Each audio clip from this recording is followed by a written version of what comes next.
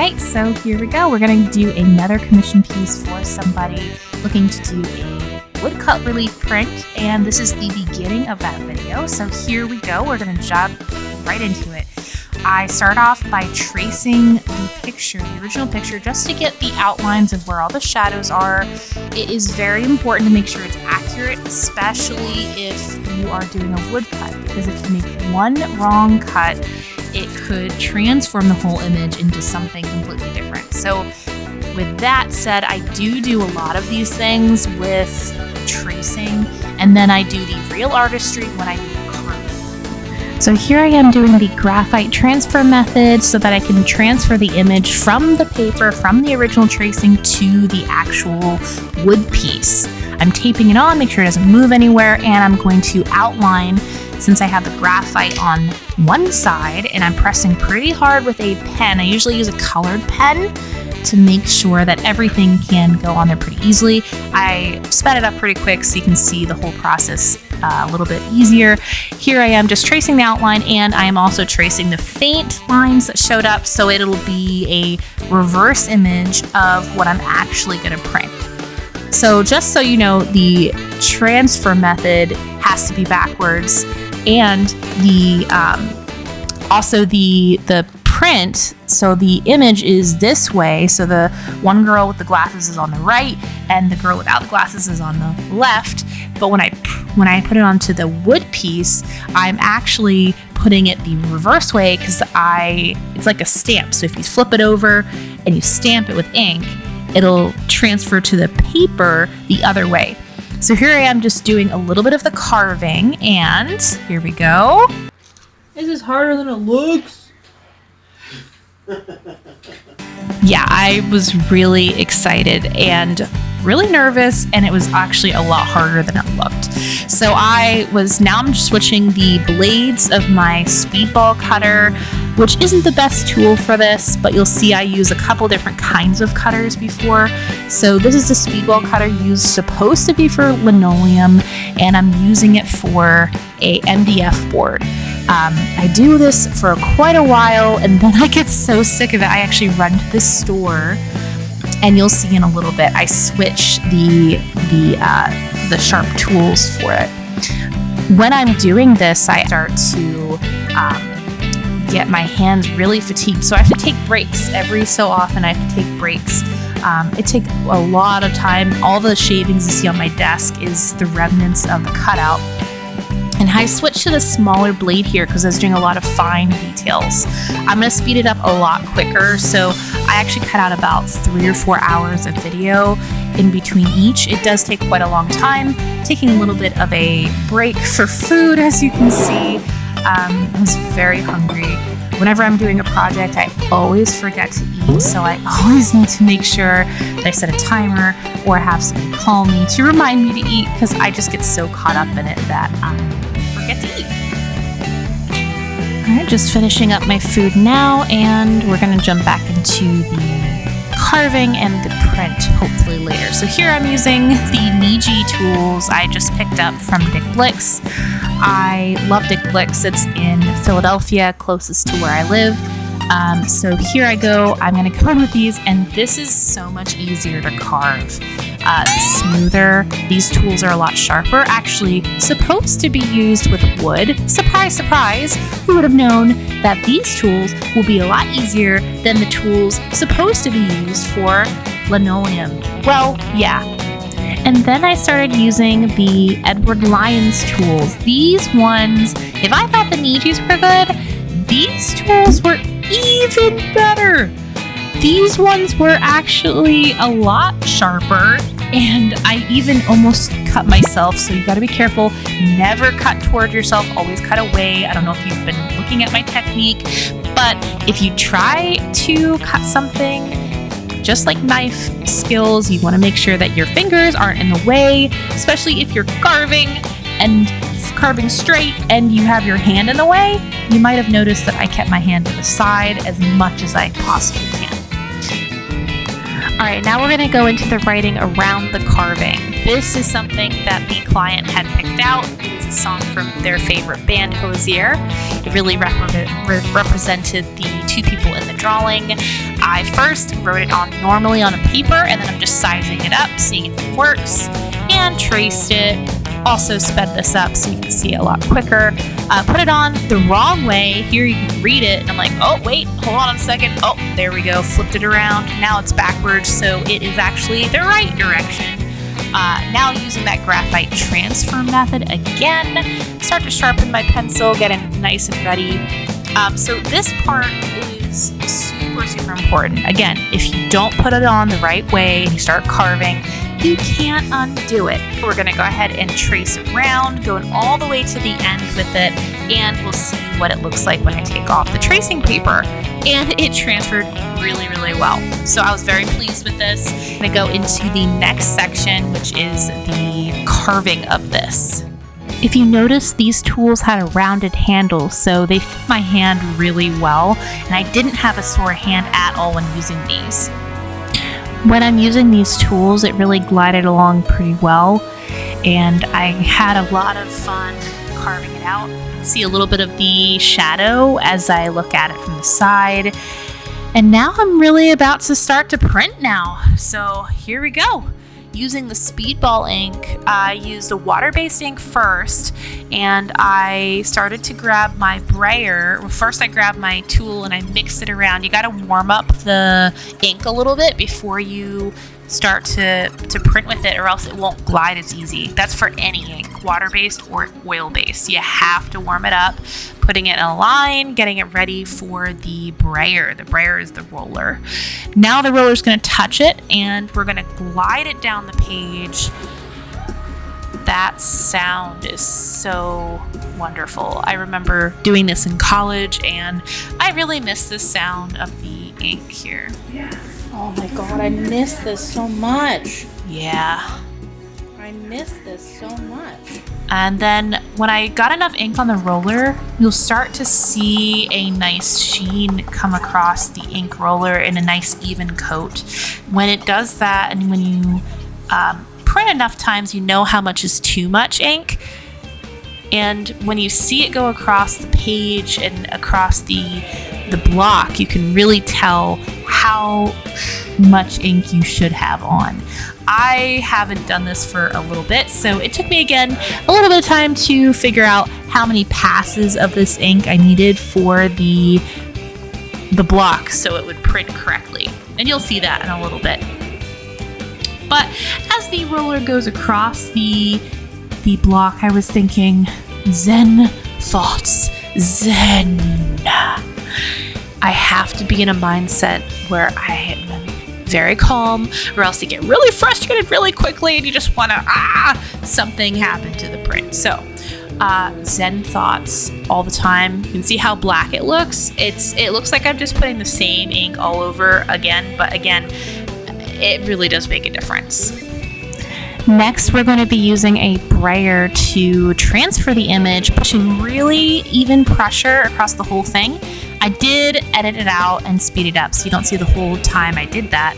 And here's the print here. It was not as dark as I needed it to be. I didn't have the technique down. I think I only did 3 passes of ink. And again, it was only the first print, so I needed to hone in my skills and do a little bit more than 3 passes. I needed to do at least 5 or 6 passes of ink. You have to warm up the ink again, and then you can start using the brayer, the roller, to roll out the ink into an even layer. I go both ways with the roller, getting that ink into nice small peaks. You have like a certain sound that it makes when you're rolling it across, and that's about as much ink as you want on the roller. You don't want to overburden the roller with ink, because then it'll get gloppy and make your image look terrible. And you don't want that. If you print it and there's too much ink on it, or if you put too much in at the same time, it really just does not work. With practice, artists will figure that out.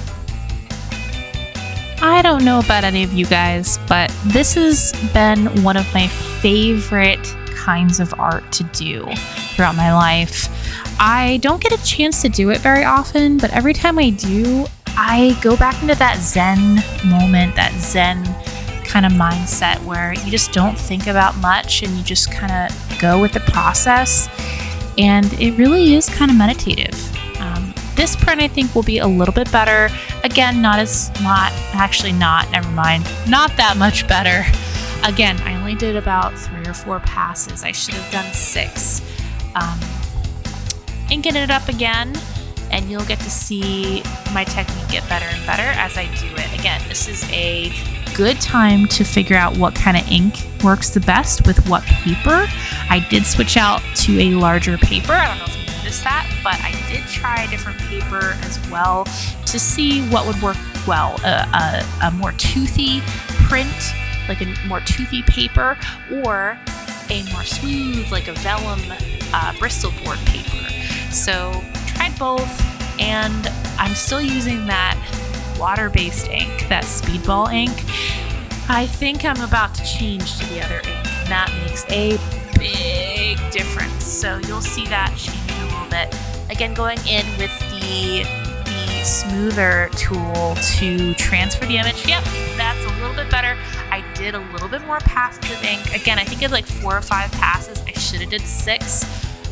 Saw a couple places where I needed to carve out, didn't videotape the whole thing. Ooh, that sounds great. I could just listen to that all day. The Brayer, this time, I was getting more and more confident in my strokes. So you have to go in multiple directions here. I really got that technique down. You gotta go diagonally, you gotta go back, you gotta go forth. You really gotta make sure that you get the whole thing before you even decide to put your paper down. I don't think I put too much ink on this one either, because again, this is using the water-based ink, and I should have put a lot more on. Yep, same as the last one. So this one, again, needs to have more ink on it with this. I had to pass, and I had to change the ink because it got a little too dry, so I had to reload the roller and go into the print another time, yet again, before I switched the inks, because again, I really didn't think I needed to switch until later. It happens. Sometimes you make a mistake and you just can't go back. I did clean the thing. I think this is a new day. Again, it looks beautiful having the ink roll on for the first time. You can really start to see the image. I didn't cut out the rest of the image yet with this pass. I was still inking it. I thought it was done until I got a final copy. I was just working on technique here. I will be going back in with the carving tool.